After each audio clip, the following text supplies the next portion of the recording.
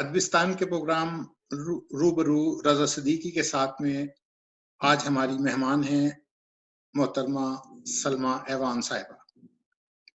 آپ نثر نگار ہیں، افسانہ نگار ہیں، ناول نگار ہیں اور سفر نامہ نگار ہیں. کالم بھی لکھتی ہیں. تو ان سب جہتوں کے حوالے سے آج ہم ان سے بات کریں گے. لیکن السلام علیکم، آپ کو ادبستان کے پروگرام میں خوش آمدید کہتے ہیں. سلمیٰ ایوان صاحبہ، ایک روایتی سا سوال جس سے ہم آغاز کرتے ہیں کہ اپنے بارے میں کچھ بتائیے. بچپن کہاں اور کیسے گزرا؟ تعلیم کہاں سے حاصل کی؟ رضا، پہلی بات تو آپ کا شکریہ ادا کرنا ہے. آپ نے ادبستان میں مجھے بات کرنے کا موقع میرے لیے مجھے فراہم کیا. بچپن پارٹیشن کے بعد میں سارا خاندان جو تھا وہ لاہور آ گیا اور صدر بازار کے علاقے میں ایک گھر تھا جس میں سارے ہی رشتہ دار اس میں رہتے تھے. اور اسکولنگ جو تھی وہ صدر کے ہی علاقے میں اسکول تھا، وہاں ہوئی. پھر کالج یونیورسٹی ساری یہ مرحلے بھی طے ہوئے. اور بس جیسے ایک نچلے متوسط طبقے کا جیسے ایک گھرانے کا ایک بچہ اپنا بناتا ہے فیوچر، اور یعنی تو اسی طرح کا میرا بھی مطلب کوئی اس میں ایس سچ کوئی بہت ہی غیر معمولی سی کوئی بات نہیں. سلمیٰ ایوان صاحبہ، آپ کو یہ کب احساس ہوا کہ آپ میں لکھنے کی صلاحیت ہے؟ لوگ تو چھوٹی موٹی کہانیوں سے آغاز کرتے ہیں، آپ نے سیدھا ناول لکھ مارا. ہاں، یہ رضا اس طرح سے تھا کہ کبھی نہیں کوئی چیز نہیں لکھی تھی، لیکن میرا خیال ہے کہ دو چیزیں میری اس لکھنے میں بہت زیادہ ان کا کردار ہے. ایک تو یہ کہ چونکہ پارٹیشن کے بعد میں جو چچیاں، خالائیں، پھوپھیاں ایک ہی گھر میں رہتی تھی، گھر بہت بڑا تھا. اور یہ خواتین جو تھیں یہ ادبی اس وقت کے جو ادبی پرچے ہیں جن میں حور تھا، زیب النساء تھا، شمع، 20ویں صدی، یہ پڑھتی تھی وہ، اور ان کو ان کہانیوں کا چسکا بہت تھا. تو سردیوں کی لمبی راتوں میں اور گرمیوں کی دوپہروں میں وہ ایک نشست کیا کرتی تھی. 7-8 گھر کی ساری عورتیں جو تھیں وہ بیٹھ جاتی تھی تو ایک افسانہ پڑھتی تھی اور پھر وہ سب سنتی تھی. تو پھر وہ یعنی کوئی وہ بہت بڑی نقاد نہیں تھی، کوئی بہت زیادہ پڑھی لکھی بھی عورتیں نہیں تھی، لیکن انہیں کہانی سننے کا بہت شوق تھا، پڑھنے کا بھی شوق تھا. تو وہ کرٹیسائز بھی کرتی تھی کیریکٹرز کو اپنے وے میں، اپنے ایک انداز میں. تو میں بھی وہاں بیٹھ کر سنتی تھی، مجھے بھی چسکا تھا. تو دوسری بات ہے کہ چھوٹی چھوٹی سی بچوں کی کہانیاں جو تھی وہ بہت پڑھتی تھی. یعنی 4تھی کلاس میں نے انڈین رائٹرز تھے یا پاکستان کے تھے، گلشن نندا، دت بھارتی وغیرہ، ان سبوں کو ہی پڑھ لیا تھا. تو یہ تھا کہ میرا خیال ہے کہ یعنی نہ لکھنے کی کوشش نہیں کی، اور تقریباً میرا خیال ہے کہ یکدمی 22-23 سال کی عمر میں میرا خیال ہے مجھے احساس ہوا کہ مجھے کچھ لکھنا چاہیے. تو پہلا جو تھا وہ ناول ہی لکھا، اور اس ناول کو بھی بلکہ کسی کو نہیں بتایا، لکھتی گئی. اور جب وہ مکمل ہوا تو یعنی اخبار میں ایک اشتہار دیکھا ان کا سنگ میل پبلیکیشنز کا، تو ان کے پاس اٹھا کے وہ لے بھی گئی، خود ہی لے گئی اور ان کو دے آئی. تو نیاسب تھے، اللہ ان کو مغفرت نصیب کرے. تو انہوں نے اس کو دیکھا، ناصر زیدی صاحب کو جو بڑے شاعر ہیں ہمارے ملک کے، انہوں نے دیکھا اس کو تو انہوں نے کہا کہ ہاں اچھا لکھا ہے. تو وہ اس طرح سے چھپ گیا. بس پھر یہاں سے لکھنے لکھانے کا سلسلہ شروع ہو. اچھا، اس زمانے میں جو جس کا آپ کا پہلا ناول جو ہے وہ شیبہ تھا، تو جی یہ تو تقریباً 50-55 سال پہلے کی بات ہے، جی 1967 جی میں. جی تو اس وقت تو غالباً معاشرتی اور رومانی ناول ہی لکھے جاتے تھے. جو ناول کا اب ٹرینڈ ہے وہ تو اب کی بات پیداوار ہے. اس وقت تو اسی قسم کے ناول تھے اور بہت سارے لکھنے والے تھے. اسی قسم کچھ کی خواتین تھیں بالکل جو صحیح. تھوڑا مختلف لکھتی تھیں. تو ہاں یہ بتائیے کہ ناول لکھتے ہوئے حواس خمسہ میں سے، جیسے کہ اس کی کہانی ہے، اس کے کریکٹرز ہیں، اس کا جو بھی اس کے 5 عناصر ہوتے ہیں، اس میں سے آپ سب سے زیادہ اہمیت کس چیز کو دیتے ہیں؟ اس کا شعور اور اس کا احساس، میرا خیال ہے کہ 3 ناول جو لکھے گئے وہ تو اسی پیٹرن کے ہی تھے، جس میں شیبہ تھا، ثاقب تھا، ثاقب 65 کے دور کے بیک ڈراپ میں تھا، زرغونہ تھا. زرغونہ بھی میرا خیال ہے کہ اس میں یعنی چونکہ ظاہر ہے کہ ذہن جو اتنا سارا، میں کہوں گی کہ سارا میرا بکش نالج تھا، کتابیں پڑھ کے چونکہ بہت پڑھتی تھی، تو لہٰذا یہ تھا کہ کہانی اس رواج کے مطابق یا اس اینگل سے کہانی مضبوط ہوتی تھی. اس وقت میں جو بھی اس کا پیٹرن تھا، اس میں کہانی پر گرفت تھی، یعنی کہانی میں جھول نہیں میری کہانی میں آیا. کیونکہ ایک بار ڈاکٹر میمونہ انصاری نے اپنے کالج کے لیے بکس منگوائی، تو ان میں یہ میری اس پہلے وقت کی لکھی ہوئی کتابیں تھی. تو انہوں نے 2 کتابیں پڑھی، تو انہوں نے کہا تم نے بڑی اچھی کہانی لکھی ہے. تو حالانکہ وہ بالکل سرے سے رومانٹک اور معاشرتی ناول تھے، ان میں کوئی بڑا ان کا بیک گراؤنڈ نہیں تھا بڑا. وہ تو دیکھیے تو نا، ظاہر ہے کہ وہ تو ایسا ہے نا کہ اس وقت تو ماحول ہی اس قسم کا تھا. کیونکہ اگر اس وقت دیکھ لیں، نہیں رضیہ ایسا بٹ اور تھا یہ دوسرے بالکل. لوگ جو لیکن لکھنے والی ہیں نہیں تھیں.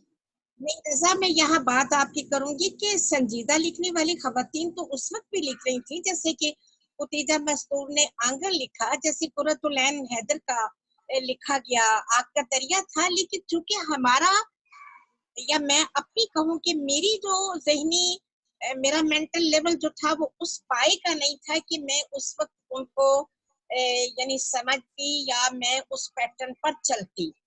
تو یہ تھا. لیکن اب جیسے کہ میں اگر لکھے میں نے وہ چیزیں، تو میں نے جو اس کے کیریکٹرز میں، جیسے کہ ظاہر ہے کہ اس پیٹرن میں میں نے سیٹ کیا اپنے کیریکٹرز کو، تو وہ جو بھی معاشرے کے تھے، جس میں ایک کا ہیرو ہیروئن اور ظالم سماج ہوتا ہے، تو ظالم سماج کا جو بھی کیریکٹر ظالم سماج کے طور پر اس میں پریویل کیا، وہ اس کو لکھتے ہوئے میں روتی بھی تھی، اور میں مطلب اس کے ساتھ میں پوری میری نفرتیں اور ہمدردیاں میں سمجھتی ہوں کہ میں نے کی اپنے حساب سے.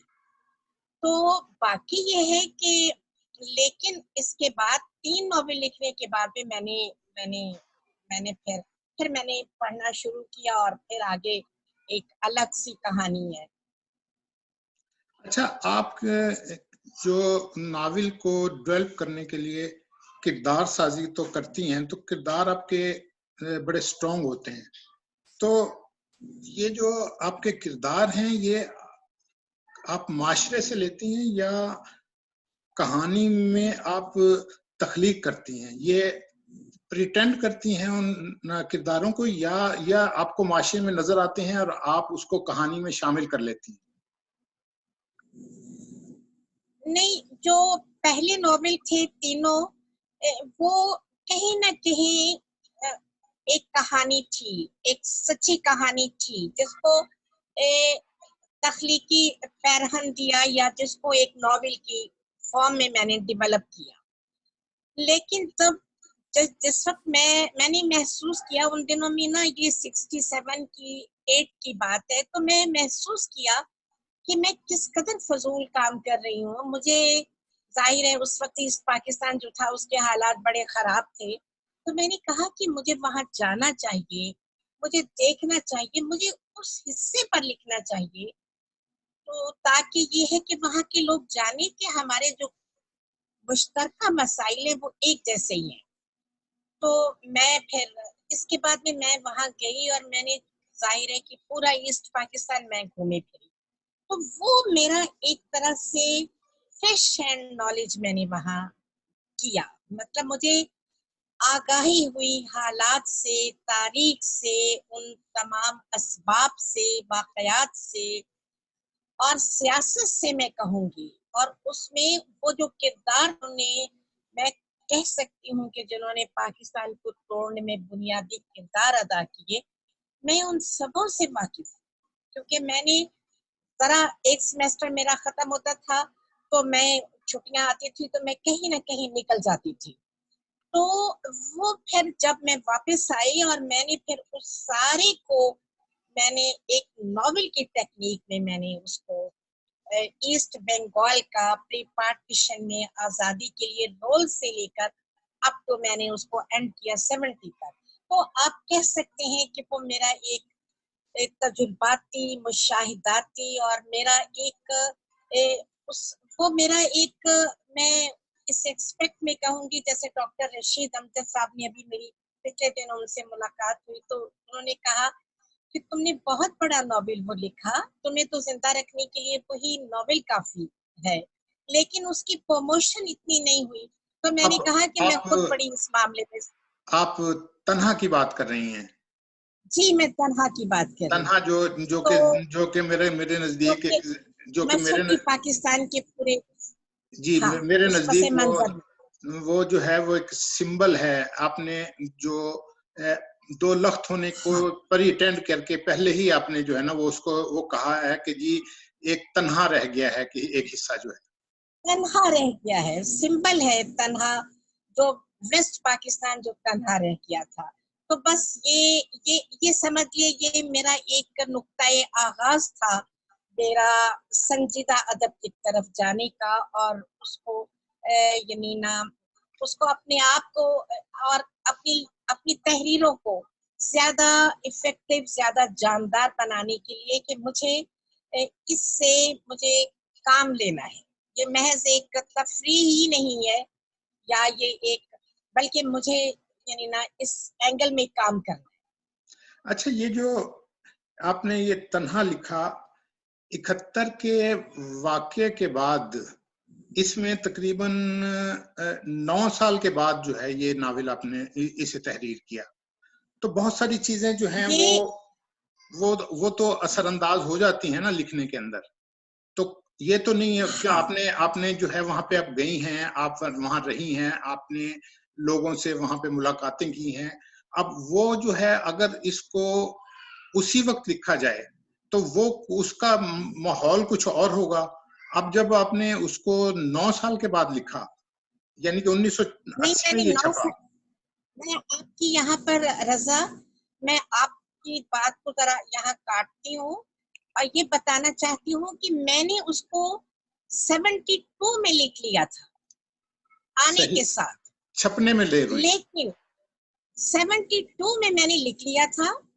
اور یہ تقریباً میں اس کو لے کر جس پبلشر کے پاس گئی وہ یہ کہتے تھے کہ یہ ہم چھاپ نہیں سکتے ہیں کیونکہ اس میں آپ نے اگر بیوروکریسی کو تنقید کی ہے اس پر تو آپ نے آرمی کو بھی پکڑا ہے، آپ نے اگر اردو اسپیکنگ لوگوں کو پکڑا ہے تو آپ نے اسٹیبلشمنٹ کو بھی رگڑا دیا ہے، آپ نے بنگالیوں پر کرٹیسائز کیا ہے تو آپ نے ویسٹ پاکستانیوں کو بھی. مطلب وہ ایک ہر لحاظ سے وہ ایک غیر جانبدار طور پر ہوا. لیکن آپ یہ حصہ کاٹ دیں، آپ یہ حصہ کاٹ دیں، آپ یہ. سعید لخت صاحب ہمارے بہت بڑے لکھنے والے تھے اور پبلشنگ میں فیروز سنس کے اوپر وہ ہوتے تھے.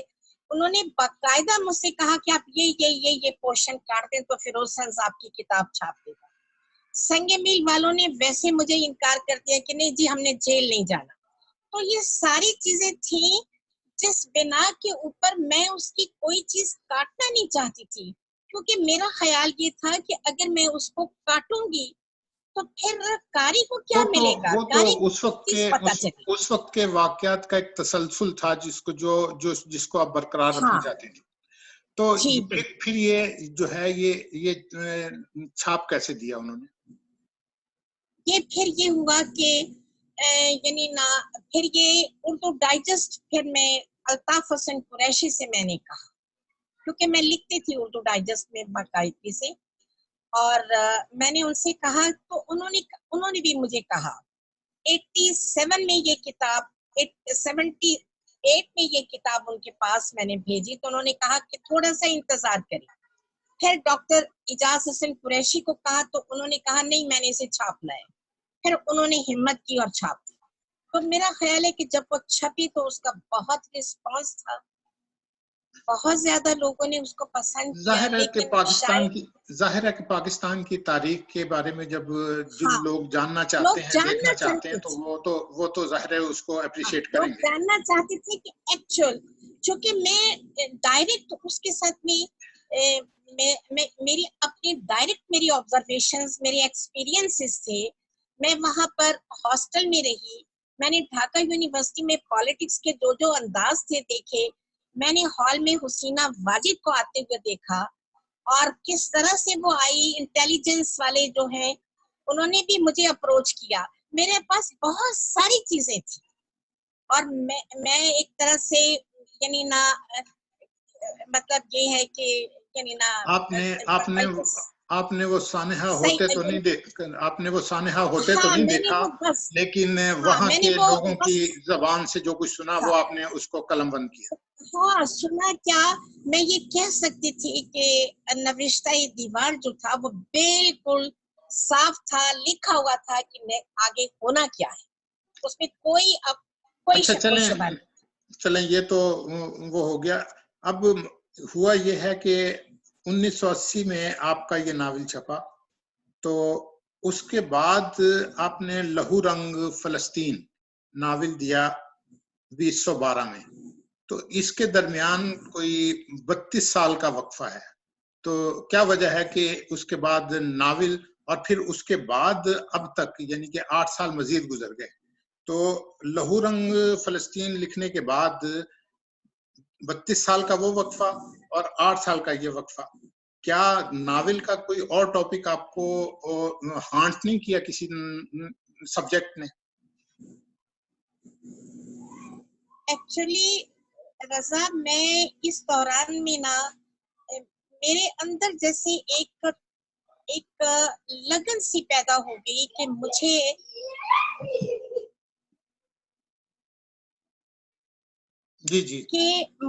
अपने मुल्क को रोशनास करवाना है, मुझे अपने मुल्क के ऊपर लिखना है।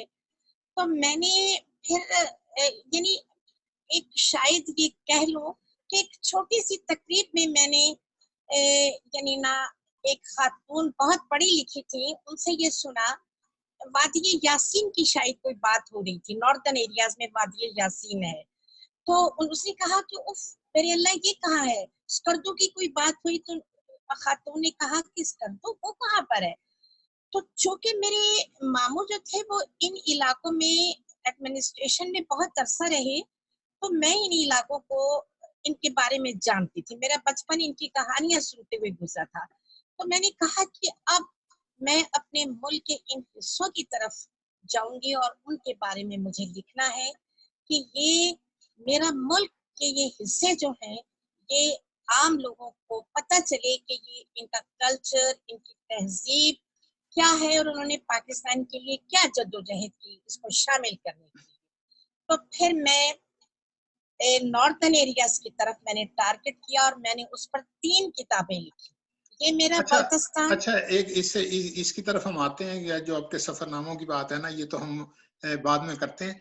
मैं आऊंगा कि 2016 में आपकी 3 किताबें शाया हुई, तो या तो 8 साल का, या ये जैसे मैंने कहा 32 साल का वक्फा है, और या जो है ये 1 साल के अंदर आपकी 3 किताबें आ गई।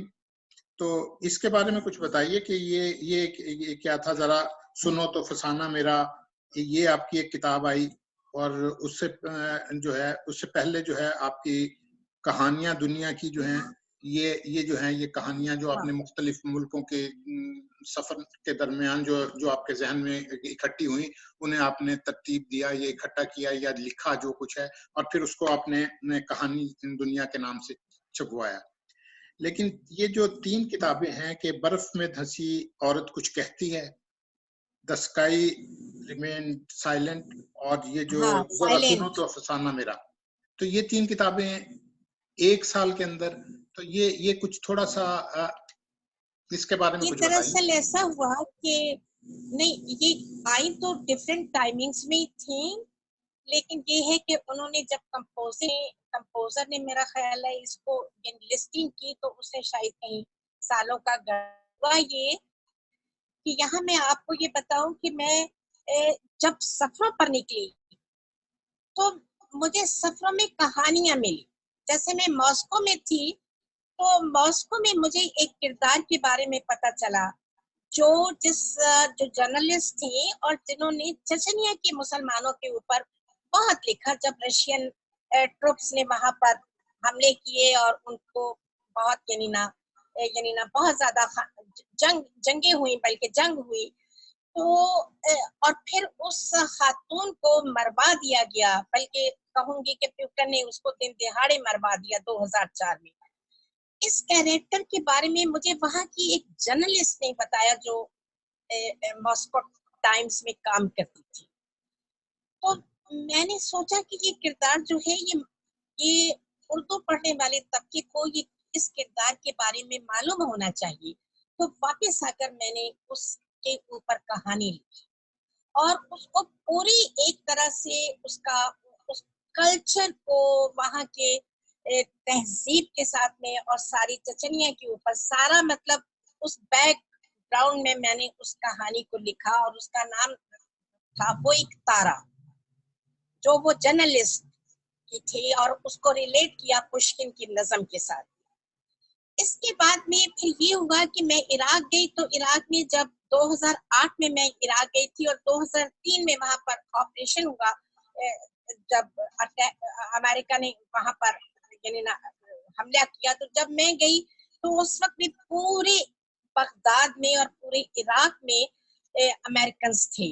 تو وہاں ایک شیلابی فیملی کی میڈیکل کی اسٹوڈنٹ لڑکی کو جس طرح سے امریکنز نے اس کو ریپ کیا اس کے بارے میں مجھے پتا چلا. تو واپس آ کر میں نے وہ کہانی لکھی. سری لنکا گئی تو وہاں تامل ٹائگرز نے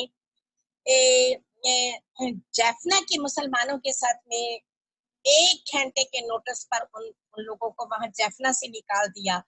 وہ ایک کہانی کینڈی میں ایک فیملی نے مجھے بتائی جو افیکٹڈ تھی اس سے.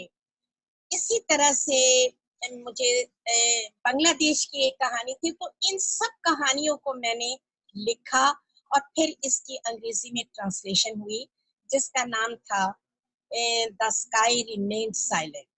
تو یہ والی جو تھی سفروں کے ساتھ میں یہ کہانیاں اس طرح سے بنی کہ یہ کہانیاں ان کرداروں کے بارے میں تھیں جن کرداروں کا جو کردار کسی نہ کسی حوالے سے. تو فلسطین بھی جو تھا وہ اسی لیے مجھے ہانٹ کیا کہ میں مڈل ایسٹ میں جہاں بھی گئی، مڈل ایسٹ کے تقریباً وہ پوری بیلٹ جو ہے نا، میں نے مصر سے لے کر، مصر تو خیر افریقہ میں اس کا گیٹ وے ہے وہاں سے، لیکن مڈل ایسٹ کے سیریا، شام، مصر، یونان یعنی سوری جارڈن اور اس کے بعد میں بیروت، یہ سارے جو تھے ان میں سارے میں ملکوں میں گئی. تو میں نے ایک چیز کو محسوس کیا کہ میں جہاں بھی گئی فلسطین کسی نہ کسی اینگل میں ہر ایک کی زبان سے میں نے سنا.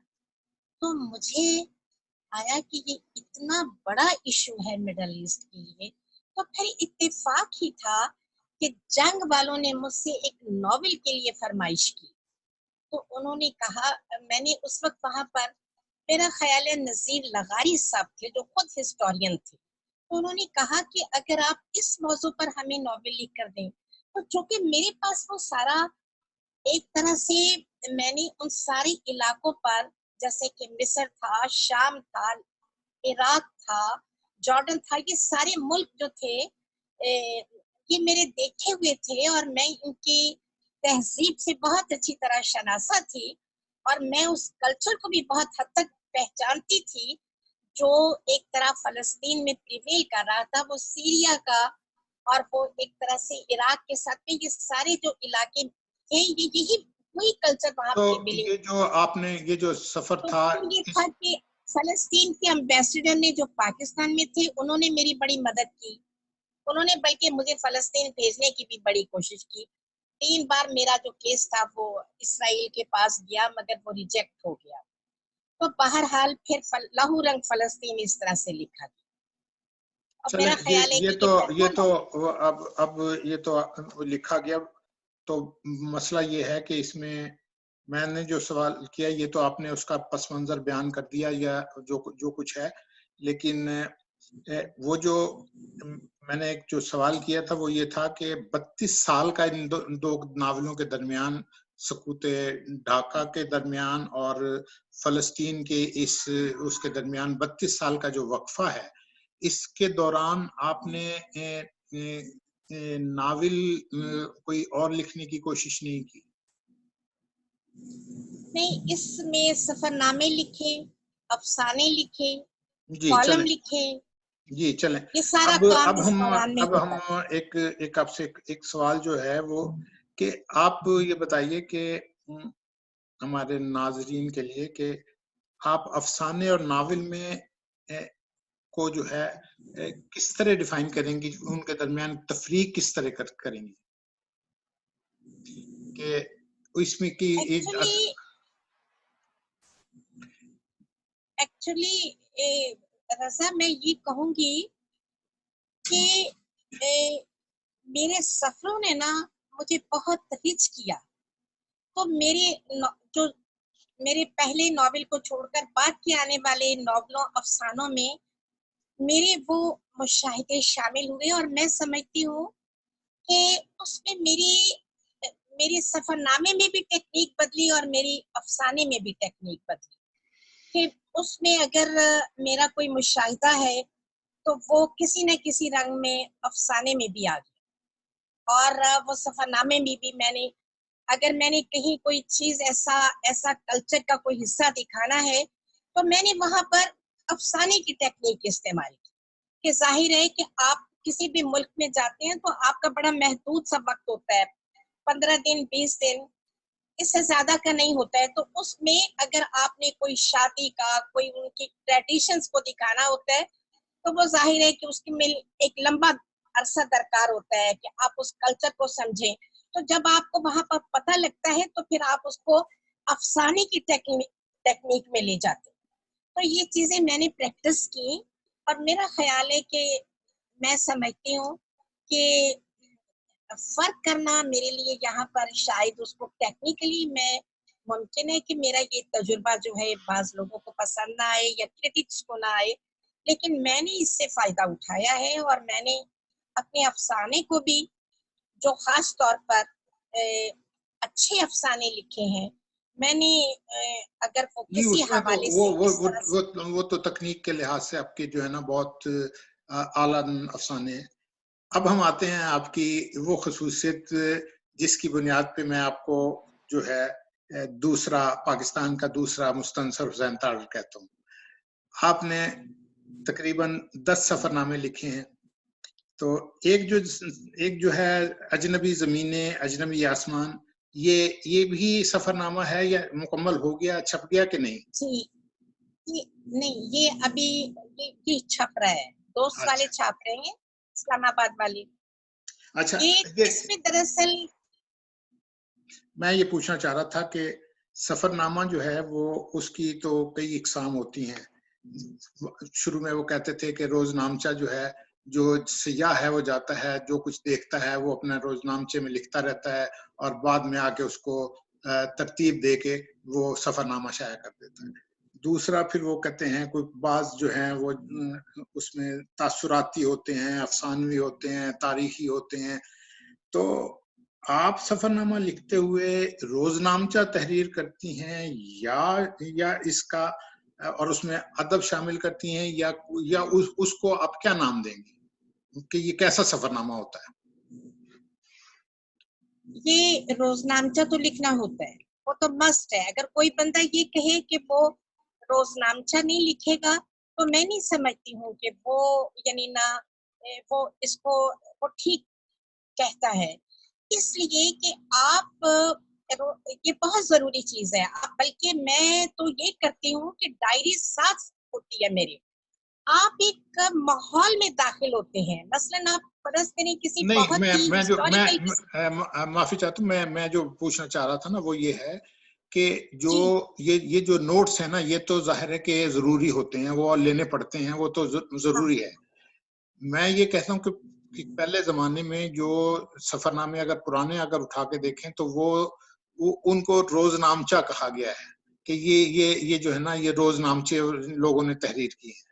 لیکن اب اگر مستنصر حسین تارڑ کے دیکھیں تو میں ان کو یہ سمجھتا ہوں کہ وہ اس کو ان کا سفر نامہ کم ناول یا افسانہ ہی ہوتا ہے, کیونکہ انہوں نے اس کو ادبی رنگ اتنا شدید دیا ہوتا ہے کہ وہ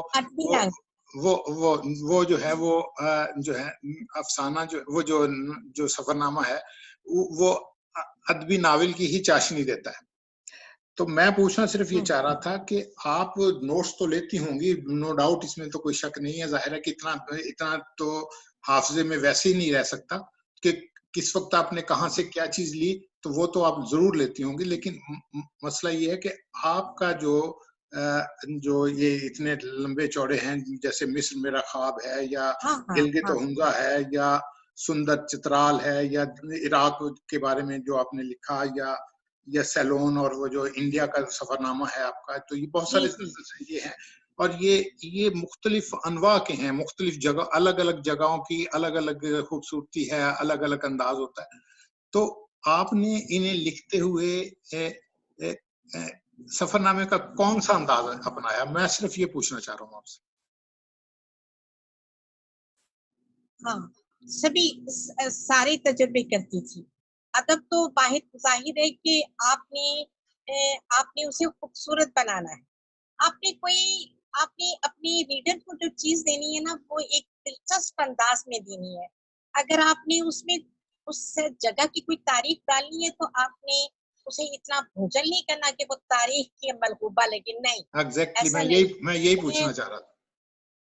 ہاں, میں بہت زیادہ خیال کرتی ہوں کہ کوئی چیز سفر نامے میں بوجھل نہ ہو.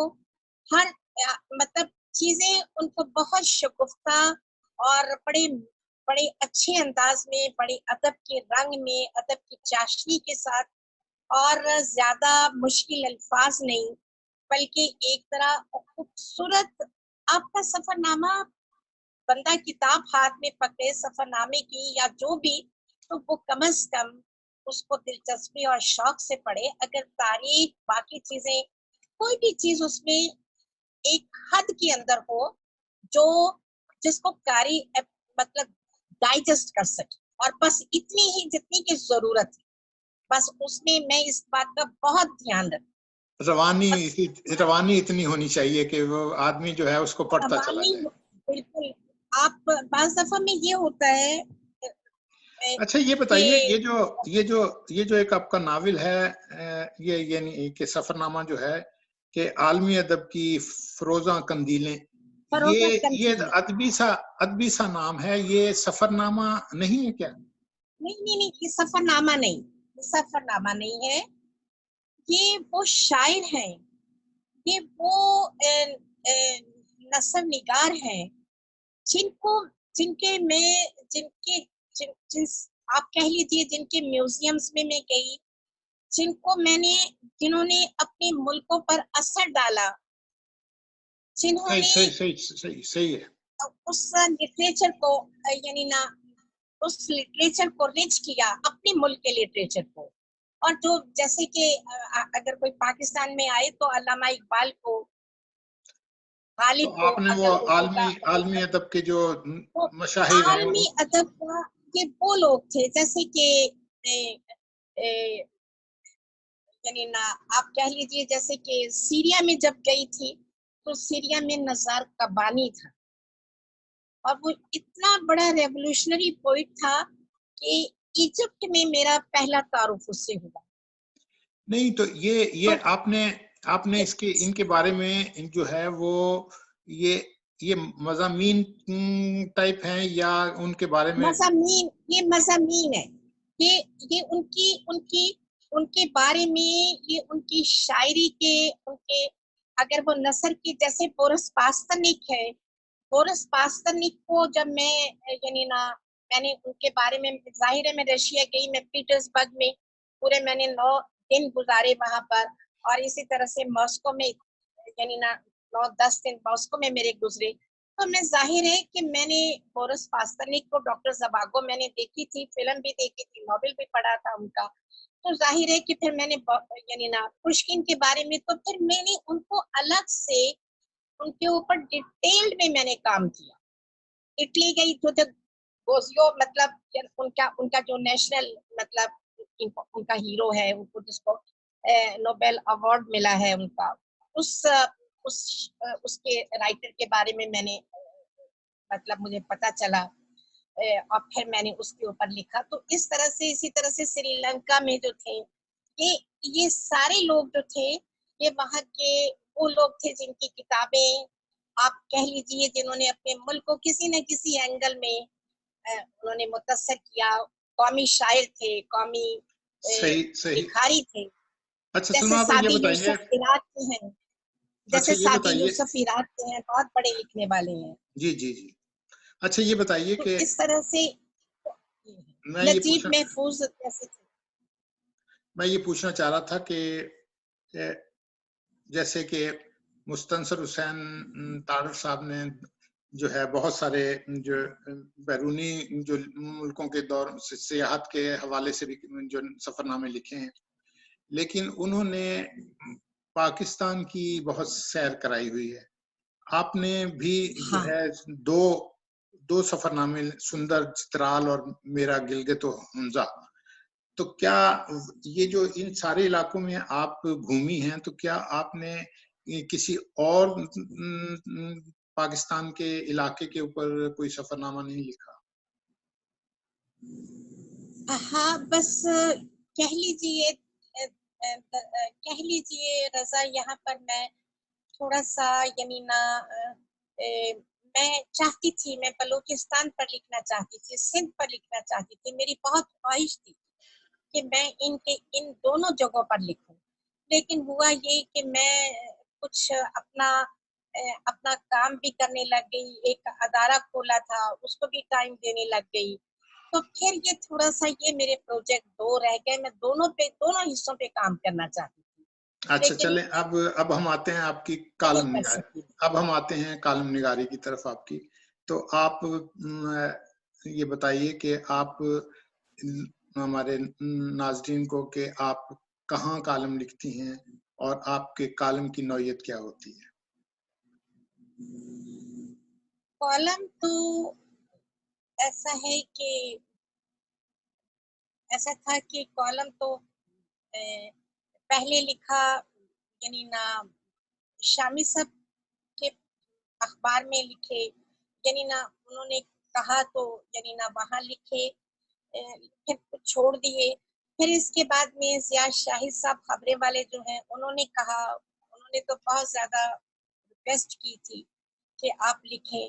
تو پھر وہاں دراصل میں پابند ہو کر نہیں لکھ سکتی تھی، تو جب میرا موڈ بنتا تھا تو میں کالم لکھ دیتی تھی. پھر جنگ میں بہت لکھا. جنگ میں تو میرا خیال ہے کہ جنگ میگزین میں بہت لکھتی تھی، اور پھر جنگ جو ادبی پرچہ ہے اس میں نے بہت لکھا. تو یہ مطلب یہ آپ کا کوئی ایک سفر ایسا، نامہ ایک میرے خیال بیاز میں بھی آپ کا ایک قسطوار کچھ چھپ رہا ہے. ہاں بیاز میں یہ وہ چھپا ہوا ہی تھا، تو وہ انہوں نے چھاپا تھا، وہ یعنی نا یہ رشیا والا ہی تھا چھاپا ہوا، وہ صحیح صحیح اشتارا. صحیح. اچھا یہ بتائیے کہ یہ جو ناول یہ آپ کا ایک مجموعہ باتیں دنیا اور دل کی، یہ کالموں کا مجموعہ دل ہے. کی، ہاں تو یہ کالموں کا مجموعہ ہے. نہیں، آپ کے جو کالم ہیں وہ سماجی نوعیت کے ہیں یا کچھ اور ہیں؟ نہیں، سیاسی لکھتی ہوں، سیاست پہ کہیں کہیں سماجی بھی لکھ دیتی ہوں لیکن زیادہ سیاسی لکھتی ہوں. جی شوق ہے مجھے جی جی جی سیاست جی سے. چلیں اب آپ کا بہت شکریہ کہ آپ نے ادبستان کو اتنا ٹائم دیا. آپ کا بہت شکریہ. نہیں، میں آپ کی بھی بہت شکر گزار ہوں. آپ نے اتنی دور بیٹھے ہوئے اس کو کیا, اور سچی بات ہے کہ میں آپ کی بھی بہت تہہ دل سے آپ کی شکر گزار. بہت شکریہ.